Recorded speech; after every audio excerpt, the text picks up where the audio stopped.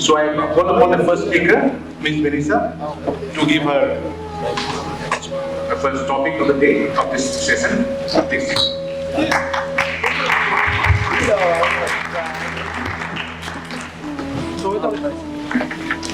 Hello.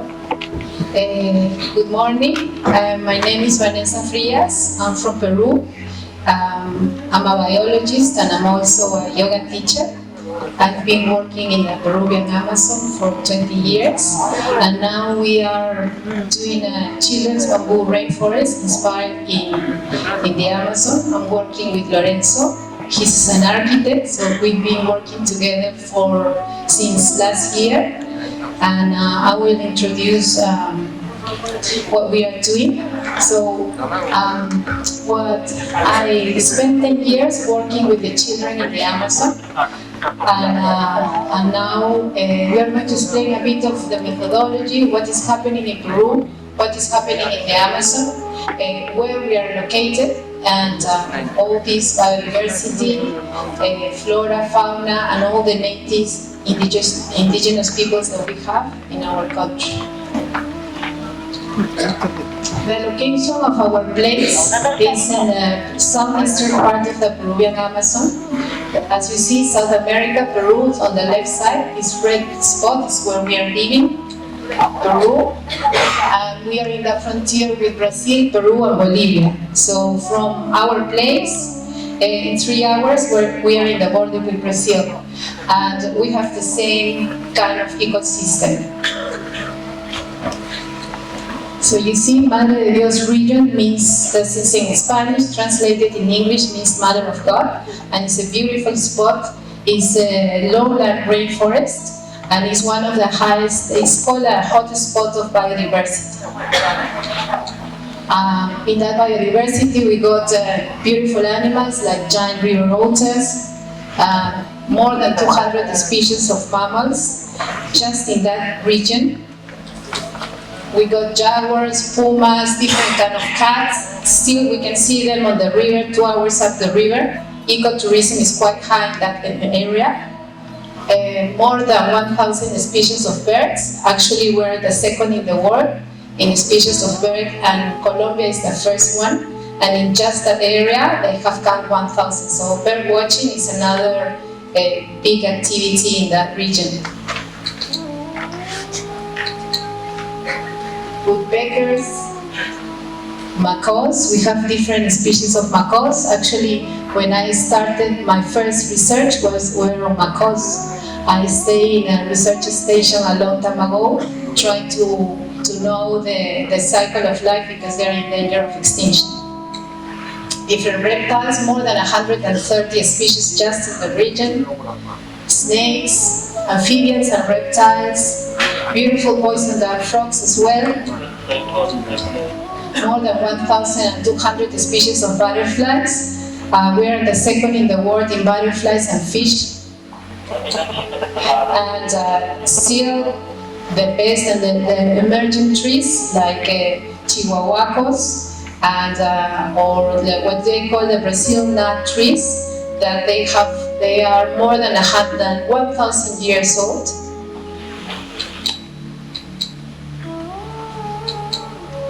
This is a Brazil, well known as a Brazil nut tree, but it's an Amazonian tree. And when you eat the nut, the Brazilian nut, actually is a tree that the age is between 500 and 800 years old. And they just grow by themselves, and it's dispersed by a little rodent. So we don't grow that. So when you eat those nuts, it comes from a sustainable forest managed by the local people.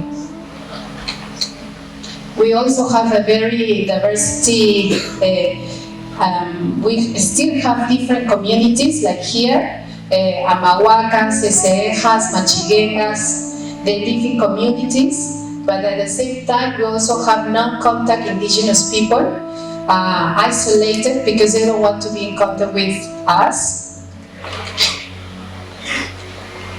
There are at the moment some, you can see some videos. The missionaries or other people wants to be in contact, they don't.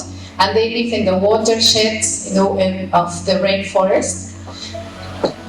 And now I'm going to pass Lorenzo, because on one side, because we have this beautiful area, really high biodiversity with so many cultures, and at this moment we are having a big problem. So, unfortunately, this is the real situation of the Peruvian Amazon today. Deforestation is a real problem. More than 90,000 hectares have been deforested in the last 15 years.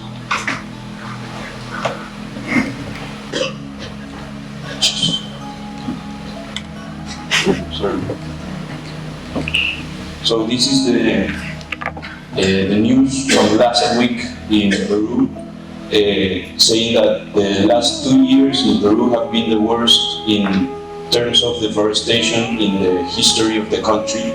In only the last 2 years, more than 18,000 hectares have been deforested. This is equivalent to 25,000 football fields. Leaving these terrible sceneries due to the principal problem is illegal mining.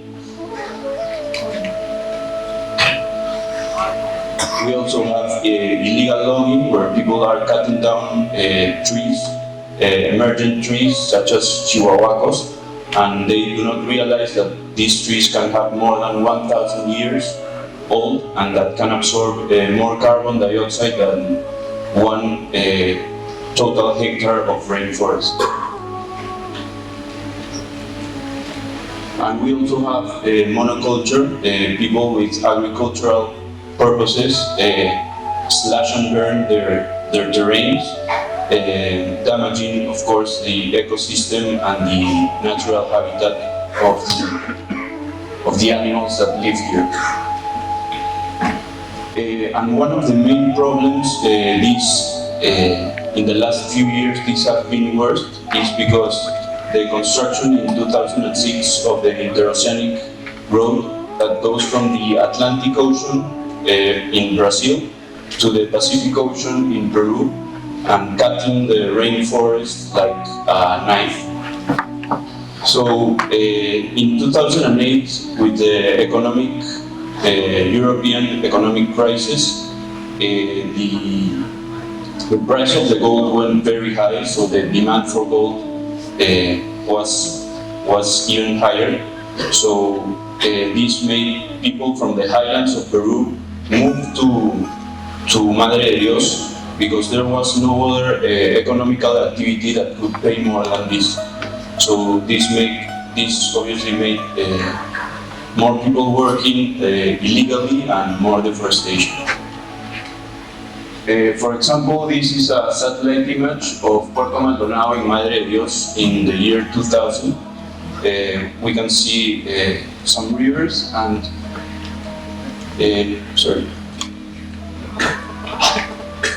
16 years later, we can see deforestation, how it's spreading throughout the entire Amazon without any control. And this is another example of Rio Branco in Brazil, this city in 1995, and now in 2016, how can cities without any planification can deforestate the rainforest as well. So this is another image of the slash and burning and the interoceanic road.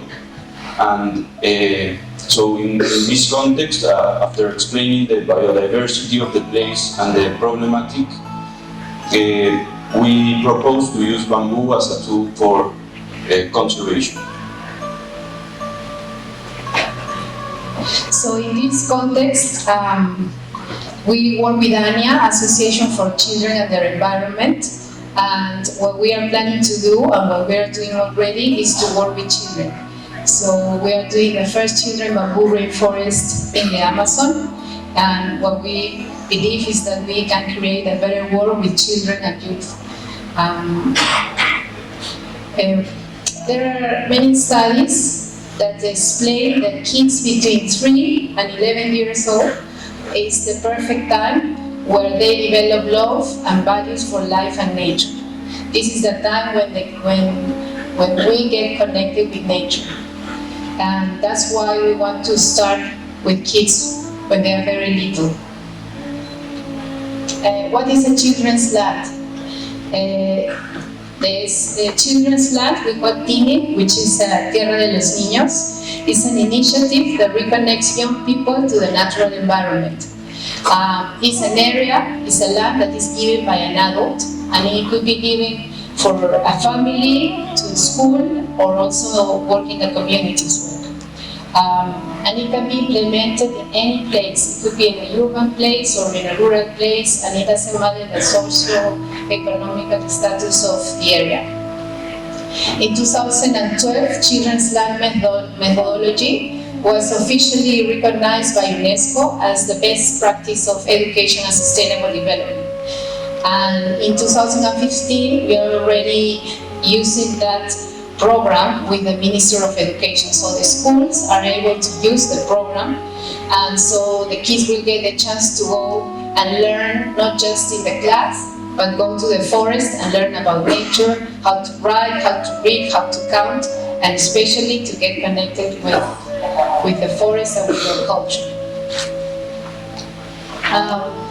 What is so important? What is children's participation? We always talk about children, we always think that children are so important, that they have to participate, but in reality, we don't let the children to participate. We always decide what they have to do.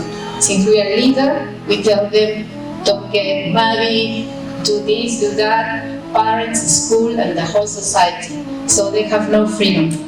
So real children participation has a methodology. So what we do is I go to a community, or we go to a community and say, okay, what do you like about your community and what you don't like?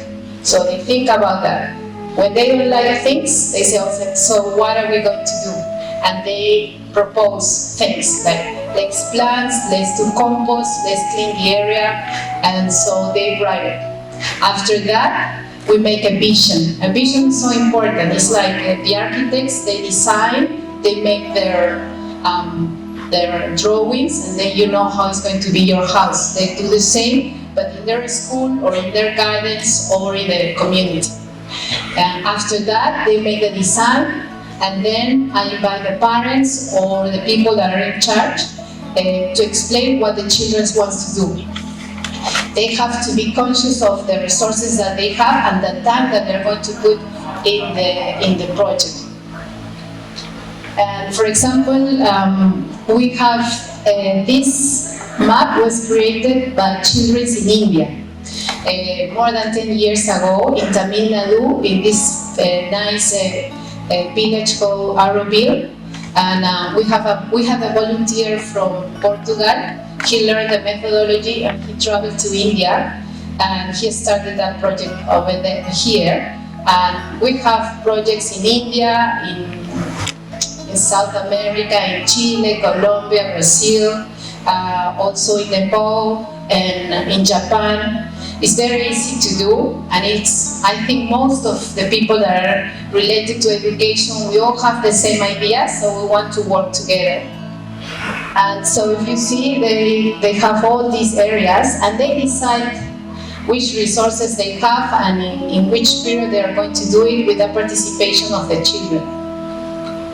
So they start doing, for example, if they want to do their organic patch, they decide the veggies that they want to plant, the fruits that they want to plant. We go to the forest, they study about ecology.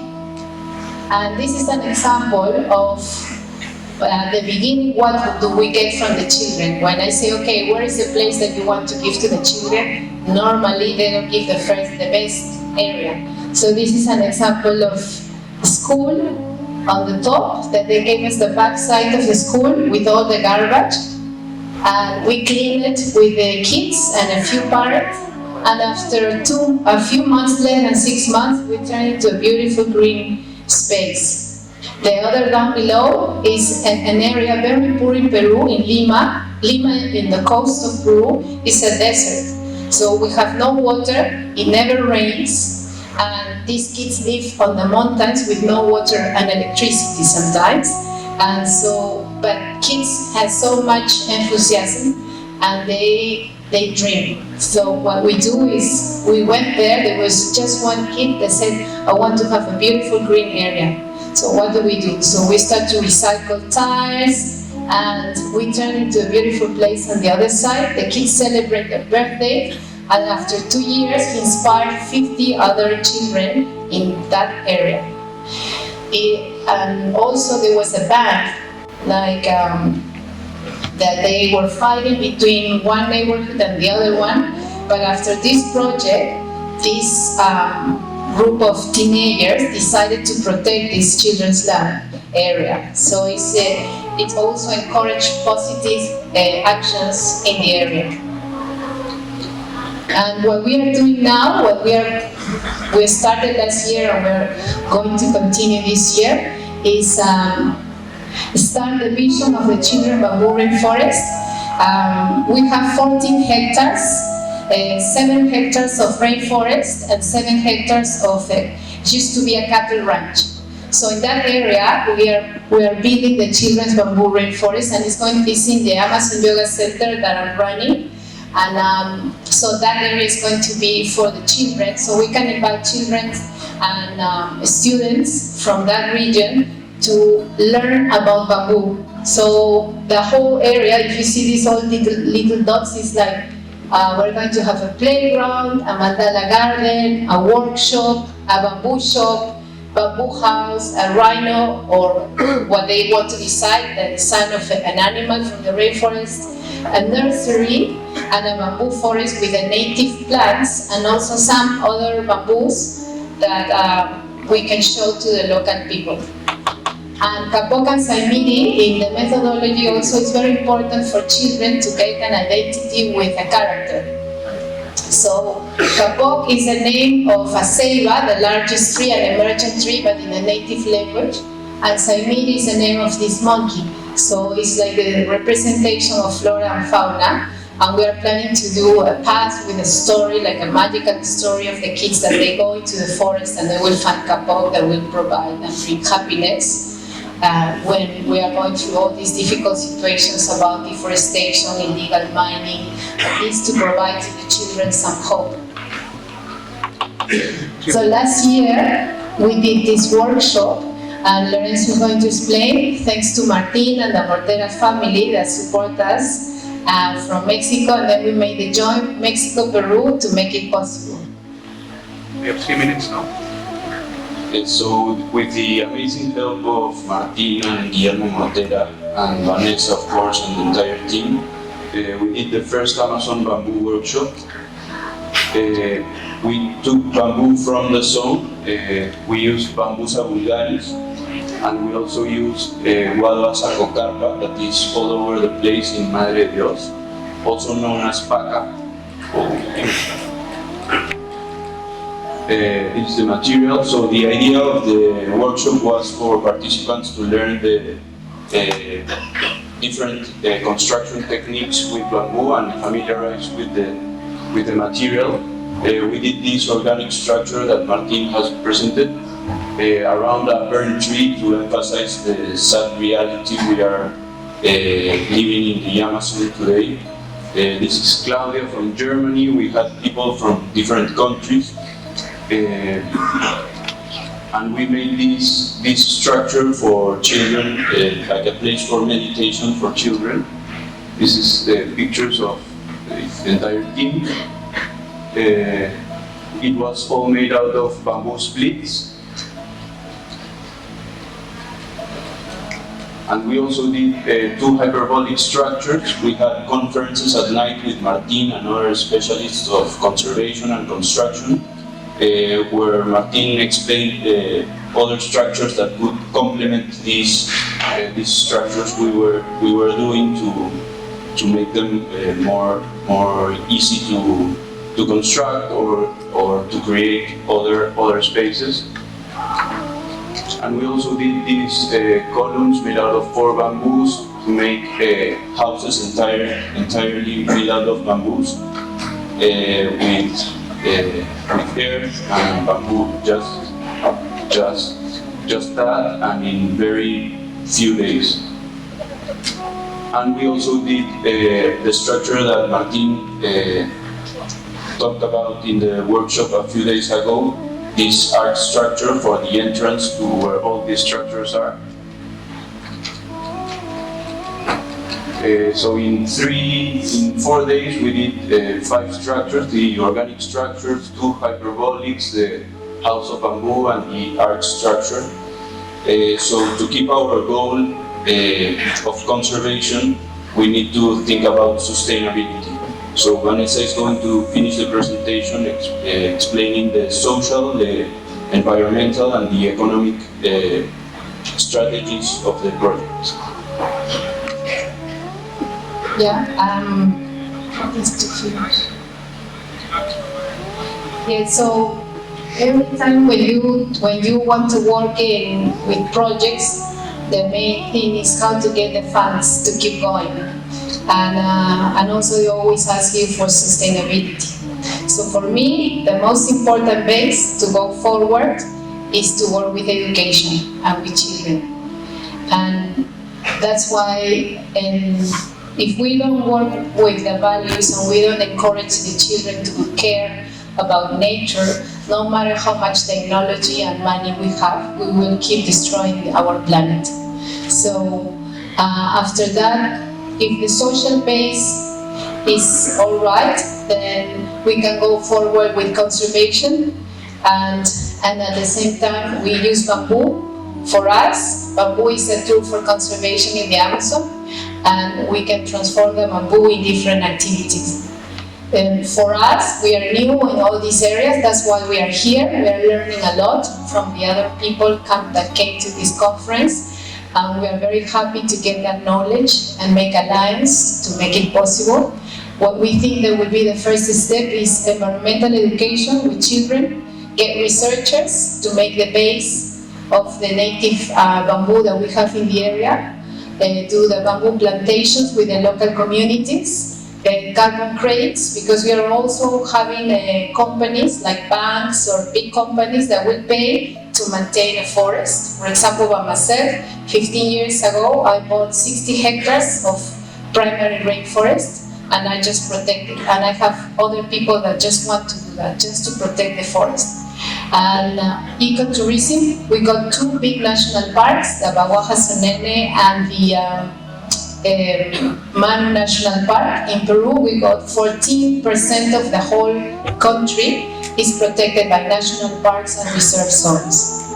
And also the bamboo transformation, that we are learning here with the fuel, bioconstruction, nutrition and handicraft. It's very ironic because we have native bamboo in Peru, but we don't use it. And in Asia, we see all this diversity of alternatives to transform bamboo. So for us, it's an excellent opportunity to provide bamboo as a tool for conservation. And just to finish, Dharma in Sanskrit means your mission. This is my son, he's Luca, 10 years old. And when I started this project, the Amazon Yoga Center and then the bamboo, there were 3 words that came to my mind, like what is my passion, why I'm here on this planet, what is my main purpose to keep going. One is children, because they give me hope and happiness. The other one is yoga. I'm a yoga teacher because it gives me harmony and peace. When I do yoga and I meditate, I get in balance. I don't get crazy. And also nature, because when I'm in nature, I feel inspired and I feel like I can do everything for the rainforest and for my country. It's like an injection of energy. When I see a bird, when I see the river, when I see a leaf.